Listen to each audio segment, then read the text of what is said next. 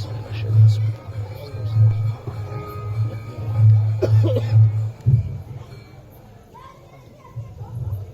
الله وملائكته يصلون على النبي يا أيها الذين آمنوا صلوا عليه وسلموا تسليما اللهم صل على سيدنا محمد وعلى سيدنا مولانا محمد المبارك وسلم.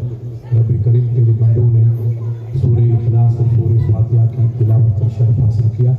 اس کا ثواب سرکار پیران پیر دستگیر محبوب زبانی غوث اعظم رضی اللہ تعالیٰ عنہ کی نظر پاک ہے تو قبول فرما.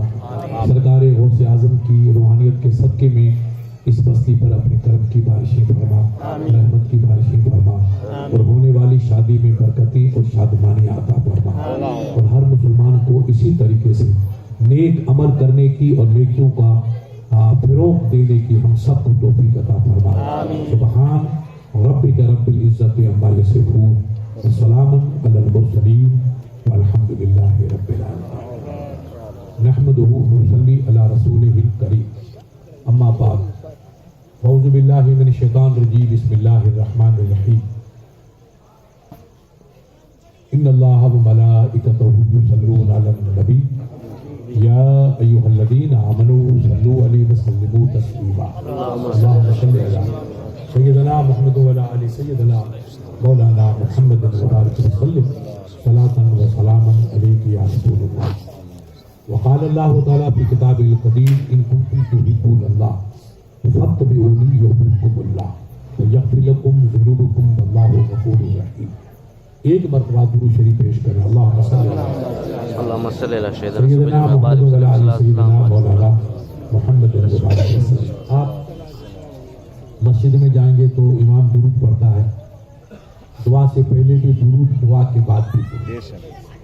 اپن قبرستان جا کے فاتحہ پڑھتے ہیں جب بھی درود. جمعے کا خطبہ امام پڑھتا ہے جب بھی درود.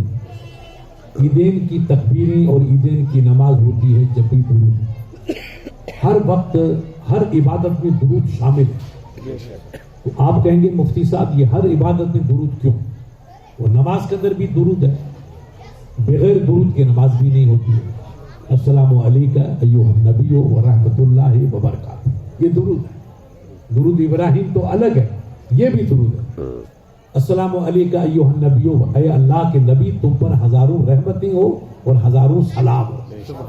یہ ہر مسلمان کہے. اور یاد رکھو میرے عزیزو, دعا عطیات کا پڑھنا واجب ہے. اگر کوئی بھائی 1,00,000 برس نماز پڑھے اور عطیات نہیں پڑھے گا تو اس کی نماز مردود, نماز ہی نہیں. کیوں نہیں؟ آپ نے قرآن پڑھا, الحمد شریف پڑھا, سورہ اخلاص پڑھی, قرآن پڑھا. ایک حافظ ہے وہ 30 پارے پڑھ لیتا ہے, مگر اس نے اگر عطیات نہیں پڑھی تو نماز اس کی مردود, نماز قبول نہیں ہے. کیوں نہیں ہے؟ اب سنو کہ اسلام میں آنے کے لیے اگر کوئی بھائی آئے کہ صاحب میں اسلام قبول کروں گا, تو آپ اس کے لیے کیا کریں؟ گھوڑے تھوڑی دوڑائیں گے یا گنگا جاؤ, جمنا جاؤ, مکہ جاؤ, مدینہ جاؤ. نہیں, اسے کہتے ہیں بیٹا بیٹھ غسل کر لے. غسل کر لیا. نہ مفتی صاحب کے پاس جاؤ, نہ اجمیر جاؤ, نہ بغداد جاؤ, یہی اپنے سالاسر میں مسجد کے پاس اسے کہتے بیٹا 2 جملے کہتے, غسل کر کے آ گیا کیا؟ ہاں. کہنے مفتی صاحب کی ضرورت نہیں, ہم آپ کو مسلمان کر دیں گے. وہ 2 جملے کیا ہیں؟ لا الہ الا اللہ, وہ اسلام میں آ گئے. وہ ہمارا بھائی ہے, ہمارے جیسا. اب اس کے بعد جب آدمی داخل ہو گیا مسجد میں, تو مسجد میں کوئی کھیتی کرنے تو آتا نہیں, مسجد میں عبادت کے لیے آتا ہے. تو آپ کہیں گے بیٹا اب سلیقے سے نماز سیکھ لے, نماز پڑھ. رمضان آئے تو روزہ رکھ. اللہ 4 پیسہ دے تو زکات دے. اللہ نے تجھے ماں باپ دیا تو ان کی خدمت کر. یہ اسلام ہے. ماں باپ کی خدمت کرنا, اللہ کی عبادت کرنا, ماہ مبارک میں سال میں 1 مرتبہ روزے رکھنا. اللہ اس کو مال دے تو 12 مہینے گزرنے پر اپنے مال کی زکات دینا. اور زیادہ اللہ اس کو نوازے تو عمر میں 1 مرتبہ کعبے کا اور مدینے کا دیدار کرنا. یہ اسلام کے فرض. باقی آپ نیک کام کرو, قرآن کی تلاوت کرو, بھائیوں کی خدمت کرو، غریبوں کی مدد کرو، مسجد کی صفائی کرو، مدرسے کی تعمیر کرو، مسجد کو بناؤ، یہ سب نیک کام ہے۔ وہ نیکیاں بے حساب ہیں، مگر جس پہ اسلام کی بلڈنگ کھڑی ہے وہ 5 کھمبے ہیں۔ پہلا کھمبا ہے لا الہ الا اللہ محمد رسول اللہ، یہ مین کھمبا۔ باقی کھمبے چوطرف ہیں، ایک نماز ہے، روزہ ہے، زکوٰۃ ہے اور حج ہے۔ زکوٰۃ اور حج یہ 2 ان بندوں کے لیے ہے جن کو اللہ نے مال سے نوازا ہے۔ اگر مال ہے تو زکوٰۃ فرض، اور خدا نہ کردہ مال نہیں ہے تو زکوٰۃ معاف۔ اللہ سختی نہیں دیتا۔ اللہ نے قرآن میں فرمایا کہ لا یکلف اللہ نفسا الا وسعها، اللہ اپنے بندے کو اتنا وزن ڈالتا ہے جتنا وزن اٹھانے کی اس کی طاقت ہے۔ طاقت سے زیادہ نہیں۔ آپ مفتی صاحب میں بیمار ہیں، ڈاکٹر نے کہہ دیا کہ وہ بیٹا اقبال پانی یوز مت کرنا، تو حضرت مجھے تو نماز پڑھنی اور میں بیمار ہوں، ڈاکٹر نے مجھے منع کر دیا، اگر پانی یوز کروں گا تو میرا بخار بڑھے گا یا بیماری بڑھے گی۔ تو اسلام کوئی مارنے کے لیے تھوڑی آپ کو بھائی، اسلام کہتے ہیں نہیں، جو ڈاکٹر نے کہا وہ ٹھیک ہے۔ پہلے آپ کی زندگی ہوگی جب تو عبادت کریں گے، اگر دنیا سے چلے گئے تو کون سجدہ کرے گا، کون طواف کرے گا، کون قرآن پڑھے گا؟ اس لیے نہیں، آپ پانی استعمال مت کرو، پانی کی جگہ پہ آپ تیمم کر لو۔ یہ مٹی رکھی ہے، اس پہ ایک مرتبہ ہاتھ ماریے، یوں جھاڑیے، چہرے پہ ماریے، دوبارہ ہاتھ ماریے اور جھاڑیے، یوں پھیر دیجیے، یہ آپ کا تیمم ہو گیا۔ زور سے بولو کیا ہوا؟ تیمم۔ اور زور سے بولو تیمم۔ تیمم وضو کا بدل ہے۔ اگر ڈاکٹر نے کہا کہ بیٹا پانی یوز مت کرو، یہ زخم ہے، اگر پانی لگائیں گے تو زخم بگڑ جائے گا، پانی مت استعمال کرو۔ بخار ہے، پانی استعمال کرو گے بخار بڑھے گا، پانی مت استعمال کرو، آپ تیمم کر لو۔ ہمارے بزرگوں نے کہا کہ جب مسلمان تیمم کرتا ہے، وضو کرتا ہے، تو اللہ اس کے 7 حصے پاک کر دیتا ہے، دونوں ہاتھ، دونوں پیر، دونوں بدن کے گھٹنے اور آپ کا چہرہ، یہ 7 حصے آپ کے پاک، دونوں ہاتھ، دونوں پیر، دونوں گھٹنے، یہ 6 ہو گئے، اور آپ کا چہرہ۔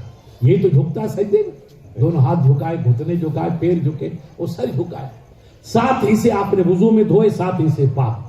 لیکن آپ نے مفتی صاحب میں تو کھیت میں رہتا ہوں، میری فیکٹری باسنی سے آگے ہے، وہاں پانی کا ٹوٹی خراب ہوگی، پانی نہیں آیا، مجھے نماز پڑھنی، میری نماز جاری، مسلمان نماز قضا نہیں کرے، آپ نماز پڑھیں گے، کیسے پڑھیں گے؟ تیمم کر کے پڑھ لیں گے، تو جیسے وضو کر کے ثواب ہوگا، تیمم والا ثواب اتنا کا اتنا ہوگا۔ مگر اسلام نے ایک شرط رکھی ہے کہ پانی تلاش کرو، نزدیک تو نہیں ہے، اگر نزدیک ہے تو پھر تیمم نہیں کریں گے۔ آپ کہیں گے مفتی صاحب وہ کتنی دوری ہو؟ 1 میل کی۔ اب آپ دیکھ لو اس زمانے میں 1 میل پانی دور ہے تو آپ تیمم کریں گے، نماز پڑھو، روزہ رکھو، اگر آپ پہ وضو نہیں ہے تو غسل پانی کر تیمم کر کے نماز پڑھو۔ اگر آپ کو نہانا فرض ہو گیا اور فجر کا وقت آ گیا، پانی گھر میں ہے نہیں، جنگل میں آپ ہیں، نماز جا رہی ہے، تو میرے رسول نے فرمایا تیمم کر لو، آپ کا وضو بھی ہو گیا، آپ کا غسل بھی ہو گیا۔ اللہ کی عبادت کرو، پانی اس کا بدل ہے۔ وضو آپ نے کیا تو 7 حصے پاک ہو گئے، اور تیمم کیا تو امام ربانی فرماتے ہیں اللہ آپ کی رگ رگ پاک صاف فرما دیتا، رگ رگ پاک و صاف۔ اسلام کے اندر میرے بھائی سختی یا تکلیف کا تو پہلو ہے ہی نہیں۔ ہمارے بھائیوں کو اسلام سمجھنا چاہیے، اسلام کے اندر نور ہی نور ہے۔ آپ کے مفتی صاحب نماز میری جاری ہے، بیٹا نماز پڑھ۔ حضرت میری 70 سال کی عمر ہے، کتنی عمر ہے؟ 17 سال۔ میرے گھٹنے میں تکلیف ہے، اور میں اٹھوں گا تو گھٹنے میں میرے تکلیف ہے، اور ڈاکٹر نے کہا کہ حاجی صاحب آپ بیٹھ کے نماز پڑھو، اٹھو مت۔ تو اب اٹھتے ہیں تو بیماری بڑھتی ہے، آپ کو تکلیف ہے، تو اسلام نے کہا کہ نہیں، آپ مت اٹھیے، آپ بیٹھ کر کے نماز پڑھیے، اٹھنے والے کو جتنا ثواب ملے گا اتنا بیٹھنے والے کو بھی ثواب۔ تو اسلام میں سختی کہاں ہے میرا؟ ہم اسلام کو پڑھیں، اسلام کو سمجھیں۔ اسلام سختی کا پیغام نہیں دیتا ہے، اسلام نرمی کا پیغام دیتا ہے۔ اللہ نے قرآن میں فرمایا لا اکراہ فی الدین، محبوب آپ اعلان کر دو کہ دین اسلام کے اندر سختی کا کوئی پہلو ہے ہی نہیں۔ آپ گھوڑے پہ ہیں، دشمن آپ کے پیچھے ہے، اس زمانے میں گھوڑے تھے، اب کار ہے. آپ گاڑی پہ ہیں، موٹر سائیکل پہ ہیں، کار میں ہیں، دشمن پیچھے ہے، آپ کو جان کا خطرہ. حضرت میں رکوں گا تو مجھے مار دے گا، گولی مارے گا، فلاں مارے گا. نماز میری جا رہی ہے اور آپ سچے مومن نماز نہیں چھوڑنا چاہتے. تو اب آپ پانی تو ہے نہیں، تو گاڑی میں کیونکہ گرد و غبار لگا بدن پہ، آپ یوں ہاتھ ماریے جہاں گرد و غبار ہو اور تیمم کر لیجیے. گاڑی جا رہی ہے اتر کی طرف، آپ کے پیچھے دشمن آ رہا ہے. اگر گاڑی کو یوں موڑیں کہ کعبے کی طرف، دشمن آپ کو گولی مار دے. آپ بھاگ رہے تو قرآن نے اتار کے کہہ دیا فَإِنَّمَا تُوَلُّوا فَثَمَّ وَجْهُ اللَّهِ، میرا بندہ تو سجدہ کر، تو جدھر چہرہ پھیر لے گا وہی اللہ کا کعبہ کھڑا ہے. کہاں ہے سختی؟ ہم کیوں نہیں اسلام کو پڑھتے، کیوں نہیں اسلام کو سمجھتے؟ اللہ کے نبی ایک جنگ میں تھے، دشمن کا یرغا تھا، اسلام کو اللہ نے کامیابی بخشی. وہ کمپنی بھاگنے لگی، اہل ایمان ان کے پیچھے چلا تاکہ ان کو سزا دے دیں، تاکہ دوبارہ اٹھ کے کبھی مقابلہ نہ کریں. اب آگے دشمن، پیچھے مسلمان. اتنے میں عصر کا وقت آیا، اب نماز کا ٹائم جا رہا ہے. انہوں نے سوچا کہ اگر ہم نے ان دشمن کا پیچھا کیا تو ہماری نماز قضا ہو جائے. تو ایک صحابی نے عرض کی یا رسول اللہ الصلاۃ الصلاۃ، میری آقا نماز جا رہی. دیکھو صحابہ کو موت کے وقت میں بھی خدا کی یاد سے غفلت نہیں تھی.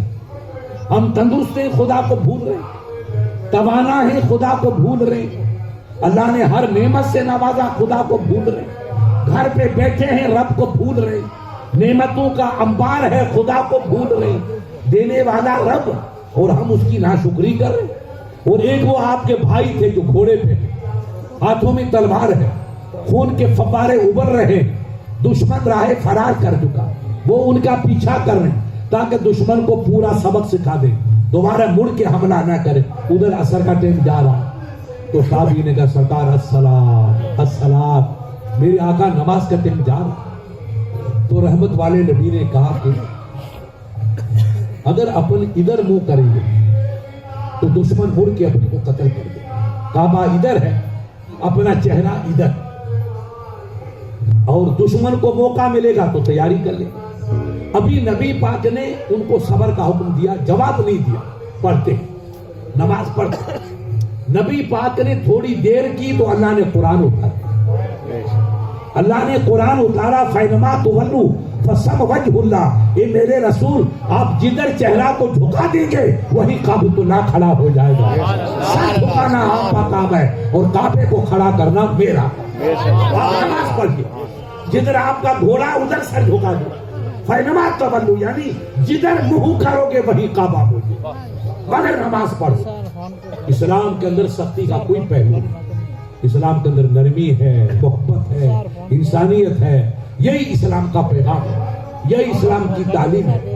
اللہ کے نبی، اسلام کا شروع کا دور ہے، کئی تکلیفیں آئی. اپن اگر چھوٹا سا کمرہ بھی بناتے ہیں تو حاجی صاحب کتنی تکلیف ہے. مفتی صاحب کھنڈے منگاؤ، سیمنٹ منگاؤ، چونا منگاؤ، مزدور منگاؤ، پانی منگاؤ، کتنے پاپڑ پہلے چھوٹا سا کمرہ بنتا.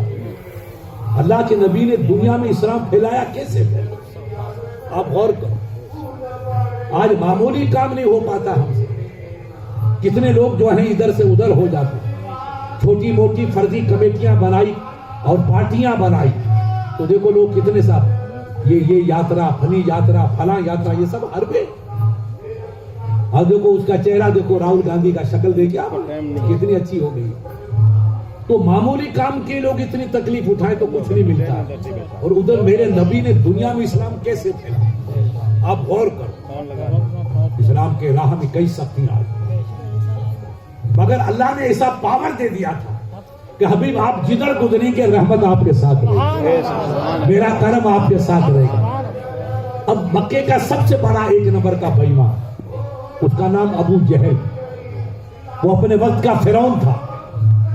اس نے کہا آج میں جا کر کے محمد عربی کا مقابلہ کرتا ہوں اور ان کی تمام پالیسی کو ہیج کر دوں گا، فیل کر دوں گا. لوگوں نے سوچا کہ آج یہ بڑا سردار تھا، مقابلہ کرے گا. ایڈوانی کا بھی باپ تھا. اس نے کیا کیا کہ بھائی محمد کیا کہتے ہیں؟ تو کہا رسول کہتے ہیں کہ بھائی نماز پڑھو، اللہ کو ایک مانو، یہ دنیا بنانے والا رب ایک ہے، رزق دینے والا رب ہے، تندرستی دینے والا رب ہے، عزت دینے والا رب ہے، ذلت دینے والا رب ہے، شفا دینے والا رب ہے، تندرستی دینے والا رب ہے، اولاد دینے والا رب ہے، رزق دینے والا رب ہے، باقی ہماری کوئی کوشش نہیں۔ او بیٹا اگر تو نماز پڑھے گا تو جنت میں جائے گا، اور شراب پیے گا تو دوزخ میں جائے گا، ماں باپ کا ادب کرے گا تو جنت میں جائے گا، اور ماں باپ کو ستائے گا تو دوزخ میں جائے گا، مسجد کی خدمت کرے گا تو جنت میں جائے گا، اور مسجد کی توہین کرے گا تو دوزخ میں جائے گا۔ اچھا یہاں بیٹھ کر کے ادھر کی باتیں کرتا کہ نیکی کرو گے تو جنت ملے گی، اور گناہ کرو گے تو دوزخ ملے گی۔ زور سے بولو، دوزخ ملے گی۔ اچھے کام کرو گے تو جنت، اور برے کام کرو گے دوزخ۔ تو دوزخ بھی وہاں، جنت بھی اللہ کے دربار میں، یہاں تو نہیں۔ تو اس نے کنکریاں لی، 7 کنکری، وہ کنکری پتھر ہے حاجی صاحب، وہ کبھی بولتا ہے بیٹا سنو، کبھی کنکری بولی، پتھر کبھی بولا؟ پوچھو ان لوگوں سے بھی پوچھو۔ کنکری لے کے اپنی جماعت کو لے کر آیا، اور اس کو علامہ رومی نے فرمایا چیز دست من نے نہا، چیز دست من نہا جو خبرداری ز راز آسماں، آئے محمد عربی پتا میری مٹھی میں کیا ہے۔ آپ تو آسمان کی خبر رکھتے، چیز در دست من نہا جو خبرداری ز راز آسمان، جب آسمان کی باتوں کو آپ بتاتے ہیں تو بتاؤ مٹھی میں کیا، پہلے یہ بتا پھر ادھر کی باتیں بتا۔ کتنا نازک سوال تھا، آپ دل سے پوچھو، یہ معصوم بچے بھی سمجھ گئے۔ مٹھی والی چیز بتا کیا، پھر بتانا کہ آسمان میں کیا، جنت کیا ہے، دوزخ کیا ہے، یہ بات کی باتیں پہلے یہ بتا۔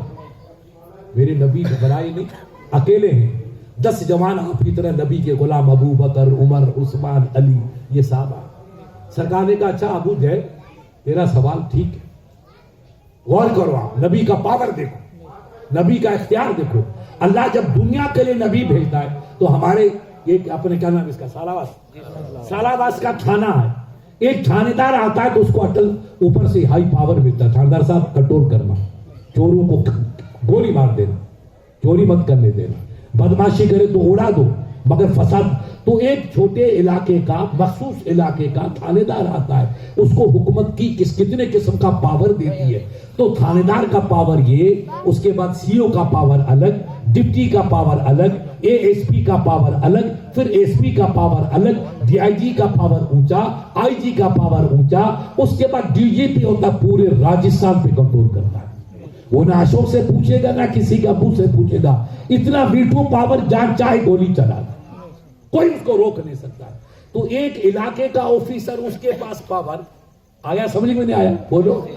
ایک علاقے کا چھوٹا موٹا آفیسر، ان کو پاور، تو جو پوری دنیا کا آفیسر بن کے آئے گا کیا ان کے پاس پاور نہیں ہوگا؟ یہ کتنے بدنصیب ہیں ہمارے، یہ مکھی اڑانے والی کمپنی ہے نا، ان سے پوچھو تمہاری ستیہ ناش ہو۔ ارے تم تھانے دار کو دیکھ لے، سی او کو دیکھ لے، ڈپٹی صاحب کو دیکھ لے، ہمارے اے ایس پی کو دیکھ لے، ایس پی کو دیکھ لے، ابے یار ایس ڈی ایم کو دیکھ لے، تحصیلدار کو دیکھ لے، اتنی سی جھوپڑی کا پاور مالک ہے، مگر کتنا پاور۔ جب گورنمنٹ کہے گی بیٹا پاور نہیں دیں گے تو آپ حکومت کیسے کرو گے، برائی کیسے روکو گے، انصاف کیسے کرو گے، لوگوں کی مدد پاور دیں گے جبھی تو آپ مدد کرو گے۔ تو چھوٹے سے آفیسر کو حکومت پاور دیتی ہے، تو اشوک گہلوت کا پاور کتنا، جو پورا راجستھان کو چلا رہا ہے۔ چیف سیکریٹری کا کتنا پاور، جو ہندوستان کو، راجستھان کو چلا رہا ہے۔ پرائم منسٹر کو پاور کتنا، جو پورے ملک کو چلا رہا ہے۔ جتنا بڑا اتنا پاور زیادہ۔ تو ان کے عقل کے یتیموں سے کو بیٹا اتنی بات بتا دے کہ ٹھیک تیری داڑھی بھی بڑی، تیری پیشانی کالی، سب ٹھیک ہے، تو مکھی خوب اڑا، ہمیں کوئی تکلیف نہیں، مگر تو نبی کی برائی مت کر۔ مفتی صاحب کی کر لے، حاجی صاحب کی کر لے، امام صاحب کی کر لے، کیا مفتی صاحب کی ٹوپی ایسی، مفتی صاحب کا صافہ، ہمیں کوئی اعتراض نہیں ہوگا، مگر پیارے اللہ نے جس کے صدقے بھی دنیا کو بنایا ان کی برائی تو مت کر۔ اگر وہ ان کی تو توہین کرے گا تیرا باپ مسلمان بنے گا۔ یہ ہندو بھائی پوچھے بیٹا بتا دے مفتی صاحب تیرے نبی کا پاور کیا ہے، تو یہ بدھو کہے گا ہمارا نبی اپنی بیٹی فاطمہ کو نہیں بچا سکتا ہے، تو تیرا باپ مسلمان ہوگا، کون مسلمان ہوگا؟ کہ یہ نبی تو محتاج، جو اپنی بیٹی کو نہیں بچائے گا وہ ہمیں کہاں سے بچائے گا؟ اس لیے نادان تو ہماری سب کی برائی کر، ہمیں کوئی شکوہ نہیں، مگر خدا کی قسم ہزاروں ہزاروں جبرائیل الجھے ہوئے ہیں گرتے منزل میں نہ جانے کس بلندی پہ ہے کاشا نام محمد نعرہ تکبیر نعرہ رسالت حضرت اسلام رسول اللہ کی شان کتنی بلند ہے اس کو کوئی جانتا ہی نہیں, کوئی نہیں جانتا. ابو بکر جیسی ہستی جس نے پوری عمر رسول کے ساتھ گزاری, انہوں نے آخر کا سرکار معرفنا حق ہو کر جیسی آپ کی عظمت تھی جیسا میں نے آپ کو نہیں پہچانا. ابو بکر عمر نہیں پہچانے, یہ 14ویں صدی کے لہسن کھا کے پیاز کھا کے مرچی بڑا کھا کے پہچان گئے کہ نبی ایسے ہیں معاذ اللہ. اس لیے بیٹا یاد رکھنا اپنے ایمان کی حد خدا کی قسم, نماز پہ ہماری جان قربان, روزے پہ جان قربان, طواف کعبے پہ جان قربان, ماں باپ کی خدمت قربان, یہ سب نیکیاں ہیں. مگر انہیں پوچھو کعبے میں کتنے تھے؟ یہ تمہارے نانے نے جا کے کعبے کو صاف کیا تھا کیا؟ سوستی گیٹ والی کمپنی گئی تھی کیا؟ یہ کعبے کو کعبہ کس نے بنایا؟ ایک اللہ کا ولی کہتا ہے حاجیو آؤ شہنشاہ کا روزہ دیکھو, حاجیو آؤ شہنشاہ کا روزہ دیکھو, کعبہ تو دیکھ چکے کعبے کا کعبہ. میرے رسول کا روزہ روزہ نہیں ہے, کعبے کا کعبہ, کعبے کا کعبہ. ہمیں نماز ملی, روزہ ملا, طواف ملا, کعبہ ملا, حج ملا, زکات ملی, قرآن ملا. خدا کی قسم نہیں, ہمیں رب بھی ملا تو مصطفیٰ کا صدقہ. نبی نہ ہوتے تو کچھ بھی نہ ہوتا. جہاں تاریخ تھا ظلمت کا دہ تھا سخت کالا تھا, جہاں تاریخ تھا ظلمت کا دہ تھا سخت کالا تھا, کوئی پردے سے کیا نکلا کہ گھر گھر میں اجالا تھا. یہ نور جو نظر آتا ہے یہ ملا جی کا صدقہ نہیں, لمبی داڑیوں کا صدقہ نہیں, مفتی صاحب کی جادو بیانی کا صدقہ نہیں, یہ برے مصطفیٰ کی نگاہ کرم کا صدقہ. اللہ نے اسلام کے اندر اتنی خوبیاں رکھی, جو میرا بھائی اسلام کو سمجھتا ہے وہ گلے لگا دیتا, گلے لگا دیتا. ان کو کیا پتا کہ جتنا لوگ طوفان اٹھا رہے ہیں, طوفان اٹھا رہے ہیں, اتنا اللہ اسلام کو بڑھا رہا ہے. سبحان اللہ, بے شک ان کے مٹنے سے تھوڑی کوئی مٹے گا. خدا جسے رکھے اسے کون چکھے, بے شک خدا جسے رکھے اسے کون چکھے. بے شک. اب ان سب کا دادا ابو لہب آیا کہ بگو در دست من یہاں تو خبرداری ذراز اس. اے محمد عربی بتاؤ میری مٹھی میں کیا ہے؟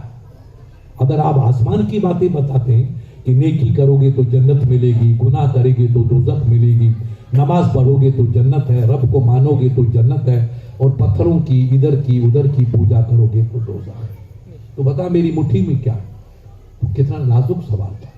حاجی صاحب بتاؤ, کیا کوئی جادوگر جانتا ہے کہ مٹھی میں کیا ہے؟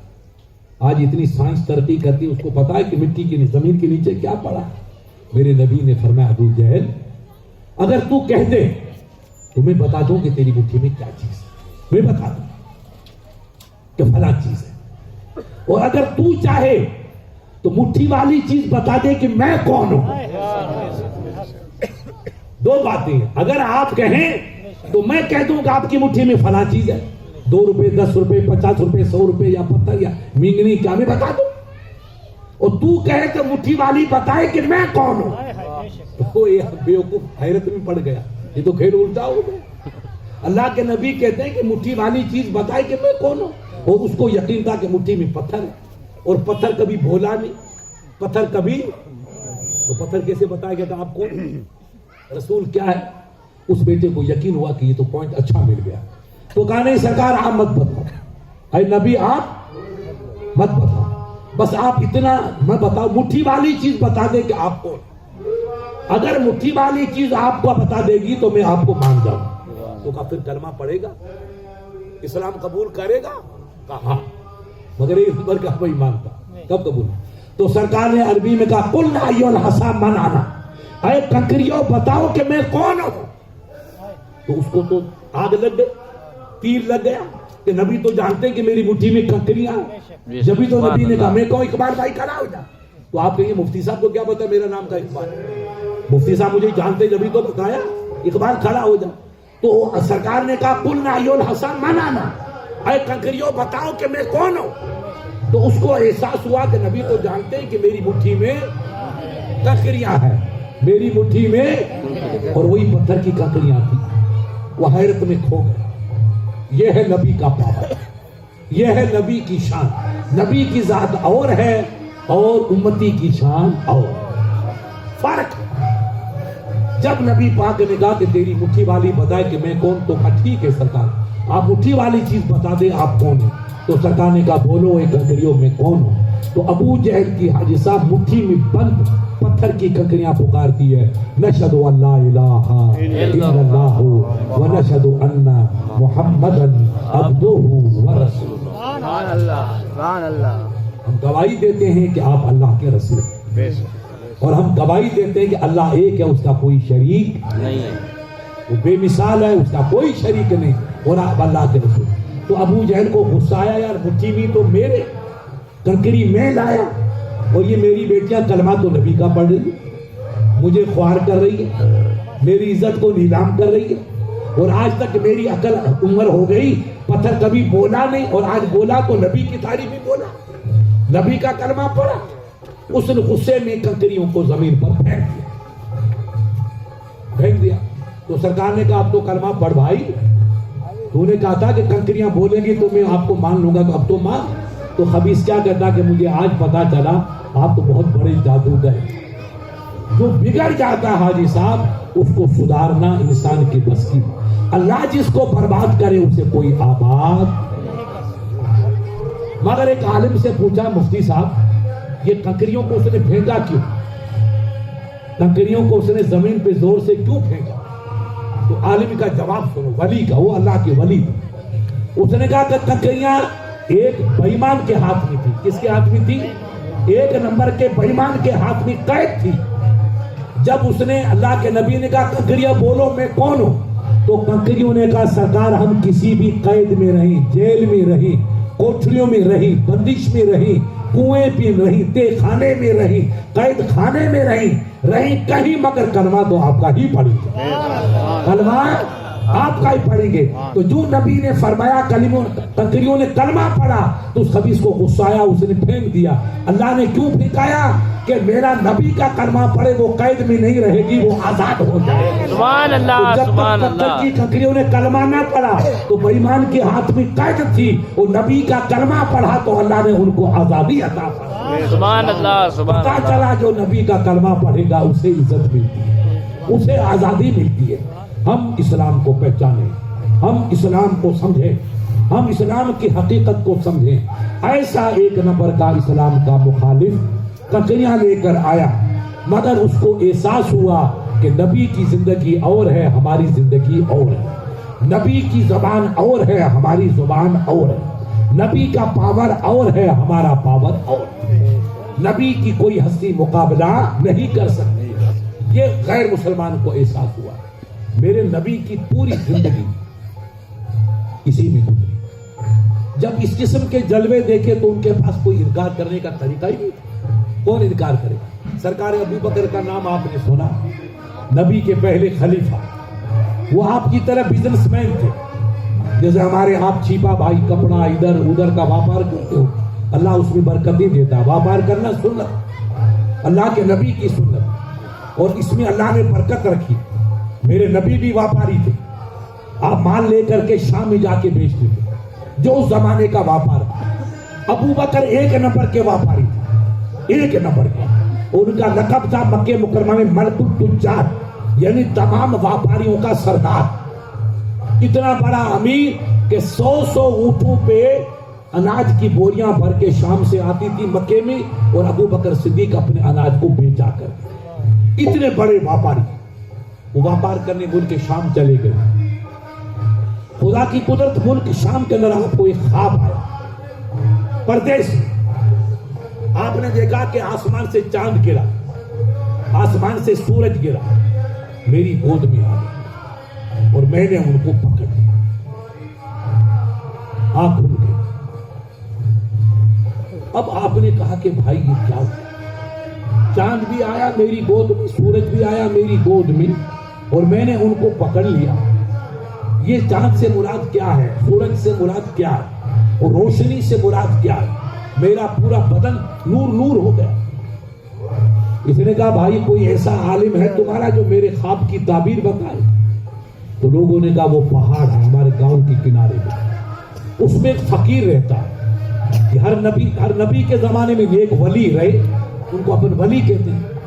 وہ فقیر قریب 5